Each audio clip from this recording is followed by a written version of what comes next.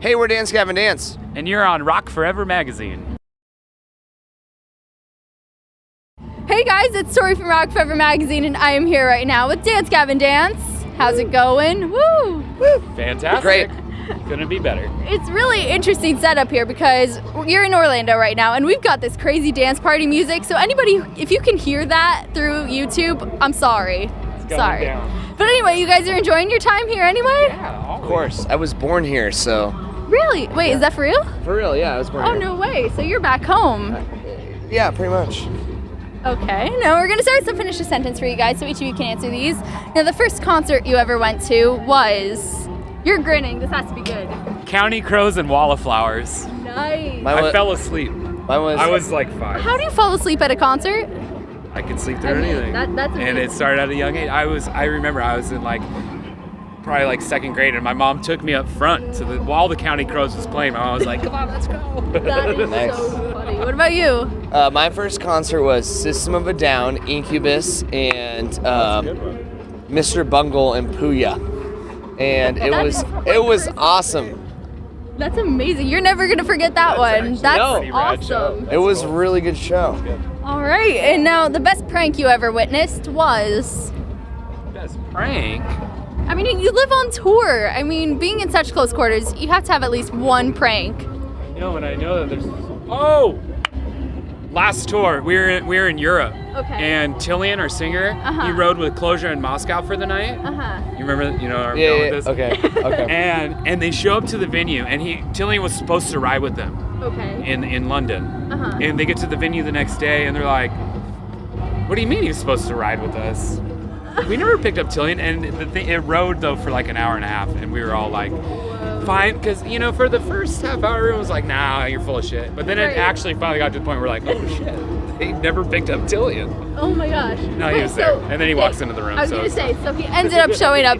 That's the prank part. Yes. That is very well played. I mean, honestly, I'm sure there's been better ones over the years, but I can't think of anything else. I mean, nothing Yeah. happens on stage where other bands might come in the middle of your set and... When we toured with I Wrestled the Bear once on the Downtown Battle Mountain 2 tour, I had my drums set up, and clothed, and I took off the cloth, and all my cymbals were turned upside down.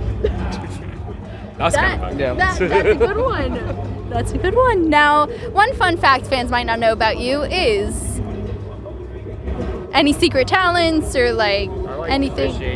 Fishing. Yeah. Okay, that must be difficult on tour, I'm assuming. don't fish on No, no fishing on I know, tour. and I like gardening and stuff too, but I can't do that Huh. on tour.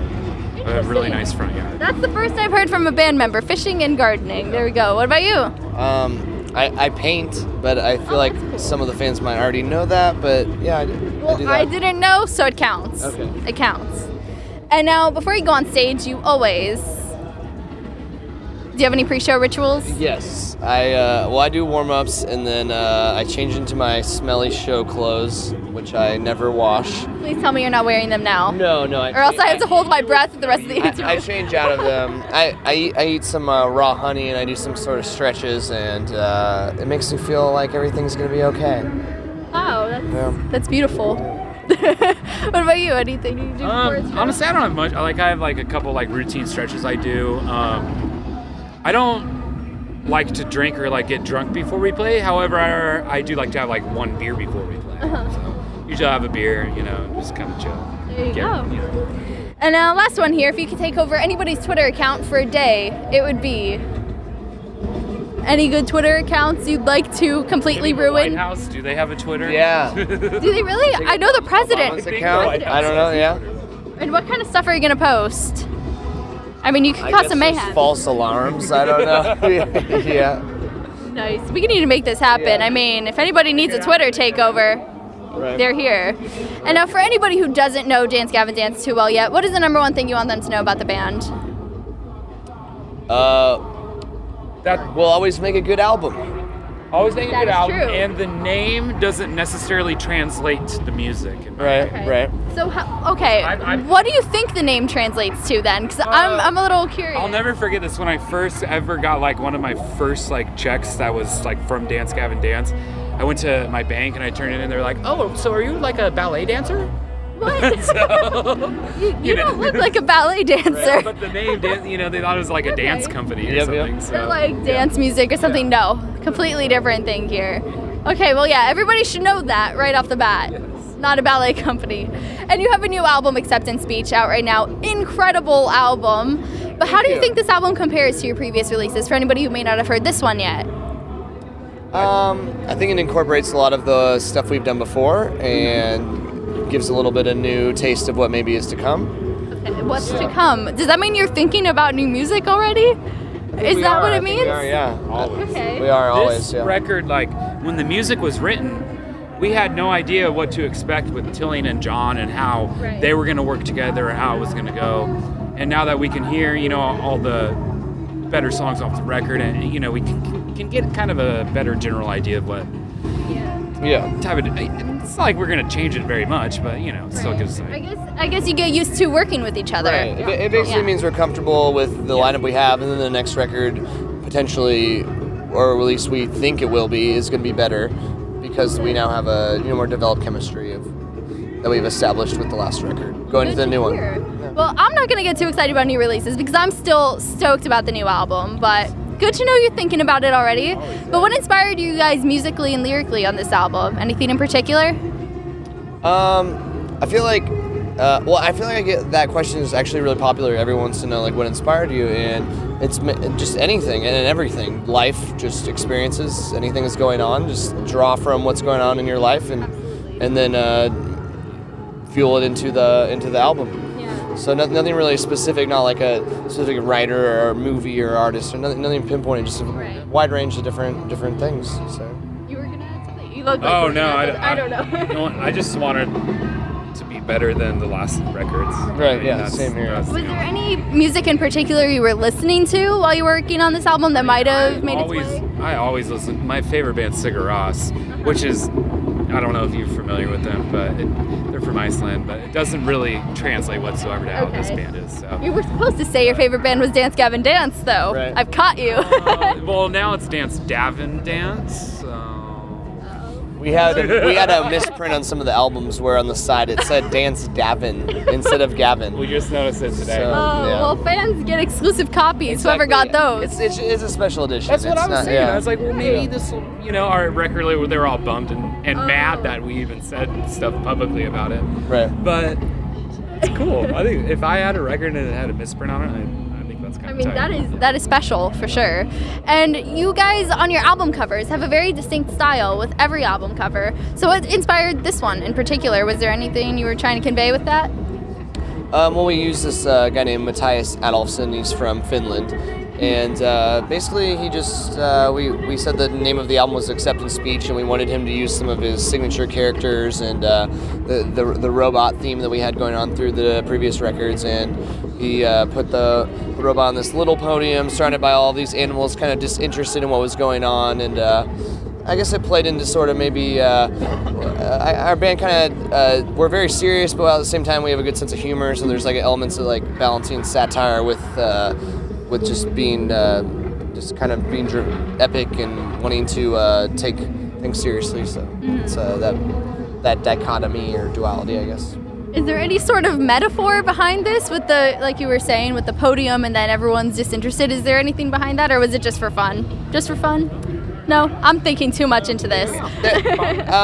Well, we had the Death of the Robot song, and that played into an idea I was working with based on the Singularity, an event that's supposed to happen in the future that deals with artificial intelligence becoming more intelligent than humans, and kind of satirizing that in terms of ushering in some sort of new age where like this AI is a messianic figure, etc. Kind of, yeah.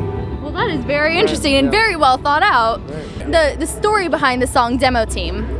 Well, the way the music started getting written, so we were at practice, and that's actually one of there's two songs on the record where actually the drums were written first. The drums were actually the first idea of the song.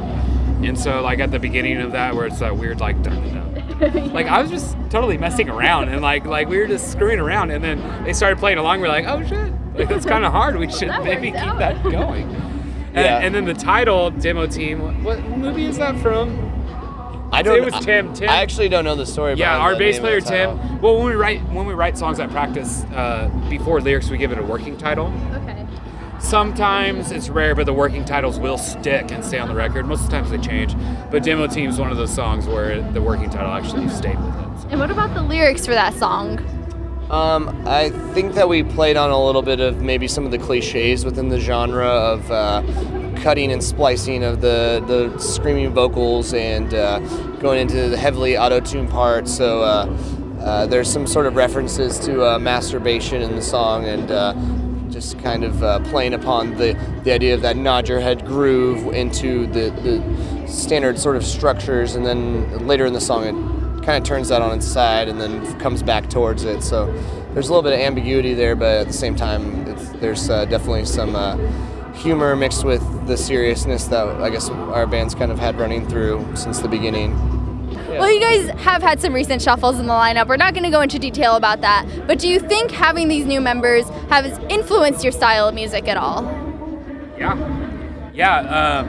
Tim is one of my favorite bass players to play with, and this is the first record where we actually wrote together. Because he's toured with us off and on for the last couple years, but he's just playing songs that he learns, and so to actually sit down and write with him, it was great.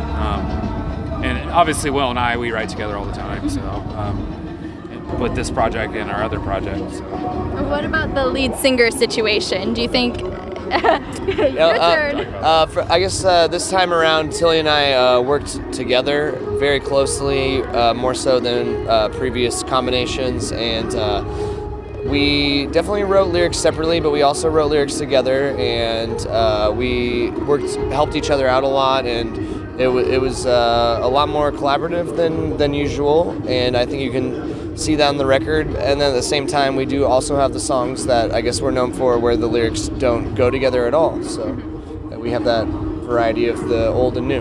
And what about the vibes on the road between you guys? Has that changed at all, or how's it going? Super changed for the best. Oh, good. There's never issues. It's really calm. It's super So chill. it wasn't so calm before, I'm assuming. But it wasn't even the different. It was members like myself who were still in the band, and it took a long time to really learn how to just blow things off. Yeah. You can't control every situation. Exactly. Yeah, and it's not necessarily the people that were in the band before, but also that just us being older and being more used to touring. We're better at dealing with the way just the whole system of touring works. And then Tillian will walk through, and he walked around. Tillian lives in the area, and him and his girlfriend just met up, so they're very excited to see each other. I got you. I think that was the answer to that question. Yes. And you guys are on tour with Finch right now. Speaking of tour life, so what has been the highlight of the tour so far? Well, last night was really fun. Randy returned. Finch's main guitar player, Randy, recently his father passed away, and I don't really know him that well, but as far as I've talked to him, he's a really charismatic, funny guy, and Did he put lipstick on? He put some lipstick on last night, and you could just tell when he rejoined the band, there's so much more energy. Yeah, on stage they're all super. So that was really cool to see that, and we hung out with them. Our green room's really connected, so we hung out with them, and it's been really fun. And what about fan experiences? I mean, right before this interview, you guys were caught up with all of your fans at the merch table, so what has been your favorite fan experience so far? Tonight we had two people, they flew from Brazil. Whoa. To come see us. That's a long trip. That was pretty insane. And it's funny, too, because I remember not last time, but a couple years back we played at the Social, and there was two people that flew from Japan to see us, too. So. Well, you have international fans, that's for sure. It's great. When people travel far, even if someone travels a half hour to see us, that's still awesome. So you can't say I appreciate this enough. I just keep saying I really appreciate you coming. I really appreciate you coming. I can't tell you how much I appreciate you coming that far. So exactly. Yeah. And what do you think is the biggest misconception about the band that you would like to clear up right now? Got an audience, so might as well. I guess that we're all insane. I don't know. What? You seem pretty normal for the most part. Crazy. We're not insane. We're not crazy drug addicts. Randy putting on the lipstick is a little crazy. So, there you go. Okay, well, there you go. We cleared it up. There we go. We're nice guys. Yeah, we're nice guys. Very personable guys as well. We're normal, yes. You know? We always like to come and hang out and talk to the fans after the shows. And people are always like, I can't believe you're real. You're like a person. yeah. We're nice, normal guys, you know? We're not that egotistical band at all. No, so. not at all. For sure. And what are your plans right after this tour with Finch? What can fans look forward to right after this? Going to Australia right after. Australia. Cool. And Doing a then headliner. and then Seeger Band. Oh, Right, yeah. So we have a side project, and pretty much entails me, Matt, Will, and some other members.